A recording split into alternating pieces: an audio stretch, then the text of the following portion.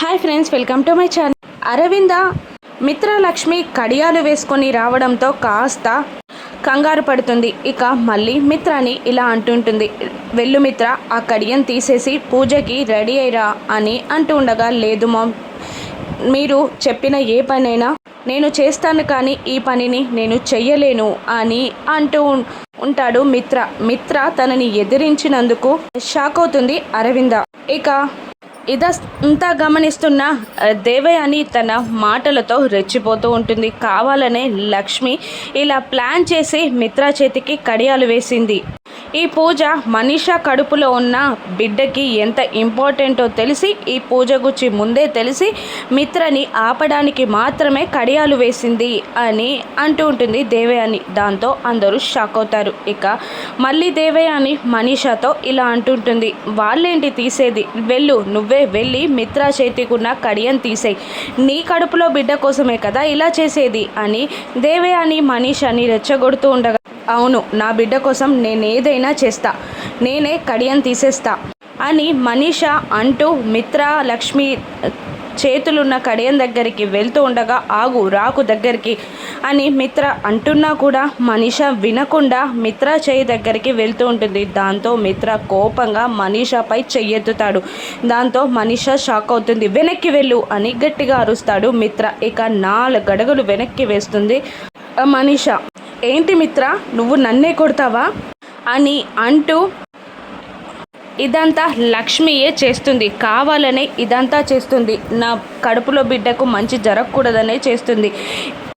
అరవింద ఆంటీకే నువ్వు ఎదురు చెప్పేలా మాట్లాడుతున్నావా మిత్ర, ఇదంతా లక్ష్మి మాటలే కదా, చూసారా ఆంటీ, మిత్ర మీకు వ్యతిరేకంగా మాట్లాడేలాగా లక్ష్మి చేసింది అని అంటూ ఉంటుంది మనీషా. దాంతో లేదు, దీంట్లో లక్ష్మి తప్పేమీ లేదు, లక్ష్మి ఏం చేయలేదు, పిల్లలు వేశారు చేతికి కడియాలు, పూజారి గారు తీయొద్దన్నారు, వాటంతట అవే ఊడిపోయే వరకు, లేదంటే మంచి జరగదు, అనర్థం జరుగుతుందని కూడా చెప్పారు అని మిత్ర అంటూ ఉంటుంది. ఇక మళ్ళీ దేవయాని కూడా, లేదు, అరవింద అక్క మాటలకే మిత్ర ఎదురు తిరిగేలా లక్ష్మియే మార్చేసింది అని అంటూ ఉంటుంది. ఇక మనీషా దేవయాని నేను చూస్తూ వివేక్, జయదేవ్ నందన్ ఇలా అంటుంటారు, ఏంటి లక్ష్మిని కావాలని అరవిందకి దూరం చెయ్యాలి అనుకుంటున్నారా, వాళ్ళిద్దరి మధ్యలో గొడవలు పెట్టడానికి ట్రై చేస్తున్నారా అని అడుగుతూ ఉంటారు. ఇక ఇదంతా కాదంటే మిత్ర చేతికున్న కడియాన్ని తీయమని లక్ష్మి నోటి వెంట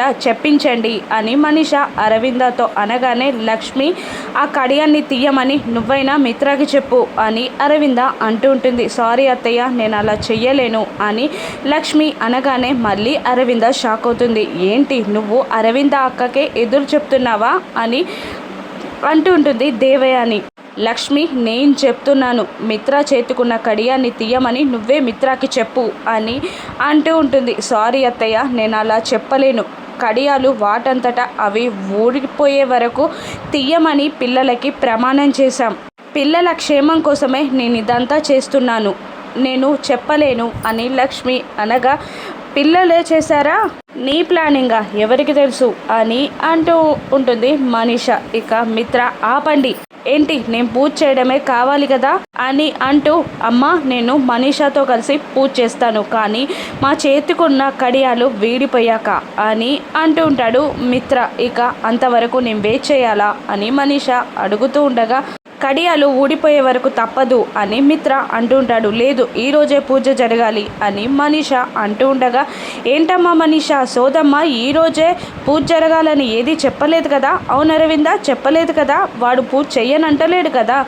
కడియాలు వీడిపోయాక చేస్తాననే అంటున్నాడు కదా, కొన్ని రోజులు ఓపిక పట్టండి, ఆ కడియాలు ఊడిపోయాక మిత్ర మనీషా కలిసి పూజ చేస్తారు అని అనగానే అరవింద కూడా సైలెంట్ అయిపోతుంది. ఇక మనీషా కోపంగా రూమ్లోకి వెళ్ళి తన లిప్స్టిక్ని తుడిచేసి తన మేకప్ సామాన్ అంతా కిందికి నెట్టేస్తూ ఉంటుంది. ఇక అప్పుడే అక్కడికి వచ్చిన దేవయాని మనీషా చేతులని పట్టుకొని ఆపుతూ, ఇంత డిప్రెషన్ కరెక్ట్ కాదు, ఇంత ఫ్రస్ట్రేషన్ కరెక్ట్ కాదు, ఊరుకో అని అంటూ ఉంటుంది. ఏం చేయను, నేను వేసిన ప్లాన్ అంతా ఫెయిల్ అయిపోయింది అని మనీషా అరుస్తూ ఉండగా, అసలు నీదే తప్పు, నీ ప్లాన్ ఫెయిల్ అయితే ఇలా చేస్తావా అని అడుగుతూ ఉంటుంది దేవయాని. ఇక ఆ సోదమ్మకు వెతికి డబ్బులు ఇచ్చి మరీ పంపించేస్తే ఇలా చేసింది అని అంటూ ఈ రోజని చెప్పకపోవడం నాదే తప్పు అని అంటూ ఉంటుంది మనీష. కదా మరి నువ్వు ఈ రోజని చెప్పమని చెప్పాలి కదా, అది నీదే తప్పు, నువ్వు చేసిన తప్పుకి అందరినీ అనడం భావ్యం కాదు నీకు అని అంటూ, అయినా మూడు ముళ్ళు పడని బంధానికి కొంగుముడేంటో, వాళ్ళది ఆల్రెడీ బ్రహ్మముడితో ఏకమైన బంధం, వాళ్ళది పెళ్ళి, వాళ్ళని నువ్వెలా బ్రేక్ చేయగలను అనుకుంటున్నావు అని దేవయాని మనీషాకి రివర్స్లో మాట్లాడగానే దేవయానికే ఉరివేసి పీక పిసికేస్తూ ఉంటుంది మనీష. ఊపిరాడట్లేదు వదులు అని దేవయాని అంటూ ఉండగా, ఇంకొకసారి నన్నిలా హీనంగా మాట్లాడారనుకోండి ఏం చేస్తానో నాకే తెలీదు అని అంటూ ఉంటుంది మనీష. నువ్వు చేసిన తప్పుకి నన్ను ఇలా చేయడం కరెక్ట్ కాదు అని అంటూ ఉంటుంది దేవయాని. లేదు, ఈరోజు నేను ఎలాగైనా మిత్రతో కలిసి ఉండాలి అని మనీష అంటుండగా దేవయాని తుమ్మేస్తుంది. అమ్మో నాకు జలుబు చేసినట్టుంది అని అంటూ ఉంటుంది దేవయాని. ఇదంతా కాదు, ఇంకొకసారి ఇలా చేశారనుకొని నేను చంపేస్తా అని మనీష వార్నింగ్ ఇస్తుంటుంది. మరోవైపు పిల్లల్ని ఎత్తుకొని గిరా తిప్పుతూ తన సెలబ్రేషన్ చేసుకుంటున్నాడు వివేక్, జాను. ఇక మంచి పని చేశారా, మేము చెయ్యని పని మీరు చేశారు అని అంటుండగా ఆంజనేయ స్వామి కలిపేలా చేశారు అని అంటూ ఉంటారు. ఇంకా ఇంటి నుండి ఆ శూర్పణఖని బయటికి పంపించాలి అని పిల్లలు అంటూ ఉండగా, మీతో పాటు మేము కూడా ప్లానింగ్ చేస్తాం అని జాను, వివేక్, లక్కీ, జున్ను నలుగురు చేతులు కలుపుతారు. మరోవైపు అరవింద టెన్షన్ పడుతూ అటు ఇటు తిరుగుతుండగా జయదేవ్ నందన్ వచ్చి ఆగిపోయిన పూజ గుచ్చే ఆలోచిస్తున్నావా అని అంటూ ఉండగా, లేదు మిత్రకి వచ్చే గండం గుచ్చి ఆలోచిస్తున్నాను. మిత్ర రక్తం పంచుకొని పుట్టే ఆడపిల్లే ఇప్పుడు మిత్రాని గండాల నుండి తప్పిస్తుంది. అందుకే నేను మనీషాని మిత్రకి దగ్గర చేయాలి అనుకుంటున్నాను. మనీష బిడ్డ కావాలి, కానీ లక్ష్మి అది తెలియక మిత్రని గండాల బారిన పడేలా చేస్తుంది. అసలు లక్ష్మికి నేను నిజం చెప్పాలి అనుకుంటున్నాను అని అరవింద అంటుంటుంది. అటువంటి పని చేయకు, నువ్వు అలా చేస్తే మిత్రకి లక్ష్మి దూరం అవుతుంది. ఇల్లు వదిలిపెట్టి వెళ్ళిపోయినా ఆశ్చర్యం లేదు, పిల్లలు అనాథలైపోతారు.